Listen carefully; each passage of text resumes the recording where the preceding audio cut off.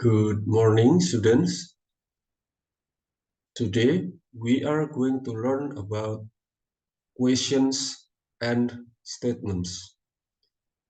Anak-anak, hari ini kita akan mempelajari tentang pertanyaan dan pernyataan. Jadi, dalam bahasa Inggris kita akan menggunakan beberapa kalimat tanya.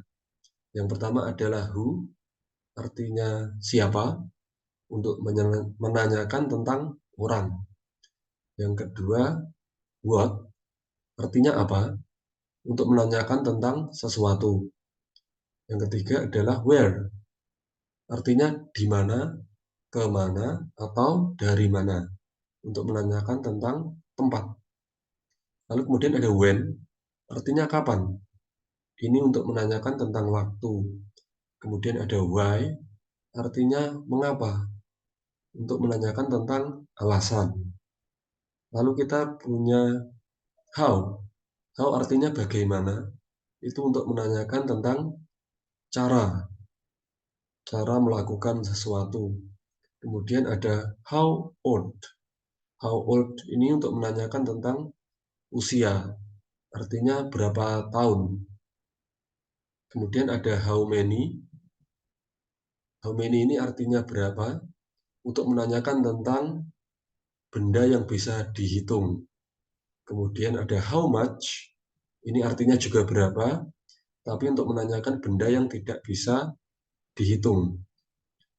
Lalu ada how far.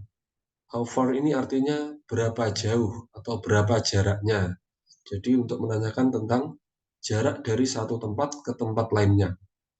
Kemudian ada how long. How long ini artinya berapa lama. Jadi untuk menanyakan durasi waktu. Berapa lama suatu kegiatan atau suatu kejadian terjadi. Contoh penggunaannya, kita bisa lihat di contoh ini ya. Misalnya, who is he? Siapakah dia? Nah, kita bisa menjawabnya misalkan, dia adalah saudara laki-lakiku. Maka kita membuat pernyataan atau statement, he is my brother. Lalu yang kedua kita bisa menanyakan informasi dengan kata what. Misalkan, what is your hobby?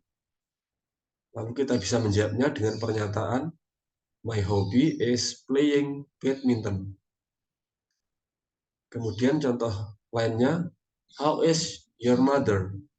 Misalnya ibu kita baik-baik saja atau sehat ya.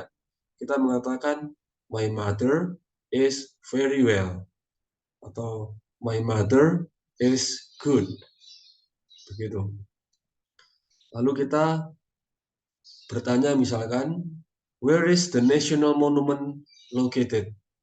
Ini Monas ya, ada di Jakarta. Lalu kita bisa memberikan pernyataan, misalnya dengan mengatakan, the national monument is located in Jakarta. Satu contoh lagi, misalkan kita ingin menanyakan jarak dari rumah menuju ke bandara. Kalau di Solo mungkin bandaranya Adi Sumarmo itu. How far is your house from the airport? Kita jawab dengan pernyataan, my house is 15 kilometers away from the airport.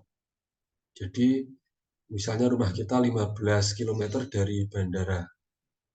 Okay, and that's all we learned for today. Thank you very much, and I hope that you will